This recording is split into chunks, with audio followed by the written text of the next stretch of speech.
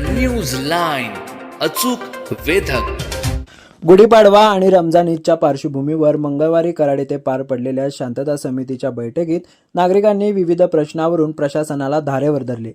शहरातील वाढती वाहतूक कोंडी, गांजा विक्री, गॅस सिलेंडर तुटवडा, बेकायदेशीर व्यवसाय आणि कोल्हापूर नाक्यावरील अपघातांची मालिका यामुळे नागरिकांमध्ये तीव्र नाराजी व्यक्त झाली. यशवंतराव चव्हाण सभागृहात झालेल्या या बैठकीस पोलीस अधीक्षक तुषार दोशी, अप्पर जिल्हाधिकारी मल्लिकार्जुन माने, माजी सहकार मंत्री बाळासाहेब पाटील, नगराध्यक्ष राजेंद्र सिंह यादव यांच्यासह विविध अधिकारी, पदाधिकारी आणि नागरिक मोठ्या संख्येने उपस्थित होते. बैठकीदरम्यान नागरिकांनी रात्रीच्या वेळी होणारा ध्वनी प्रदूषण, फटाके, दुचाकीचे सायलेन्सर, अनधिकृत फ्लेक्स, ट्रिपल सीट तसेच बस स्थानक परिसरात बेकायदेशीर धंदे यावर कठोर कारवाईची मागणी केली. कराडात शांतता नांदणार कधी, असा थेट सवालही उपस्थित करण्यात आला.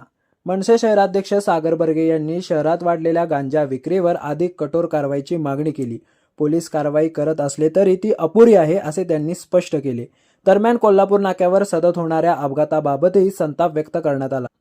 नुकत्याच झालेल्या अपघातात एका दुचाकी स्वाराचा मृत्यू झाल्याचा उल्लेख करत अजून किती कराडकरांचे जीव जाणार असा सवालही उपस्थित करण्यात आला.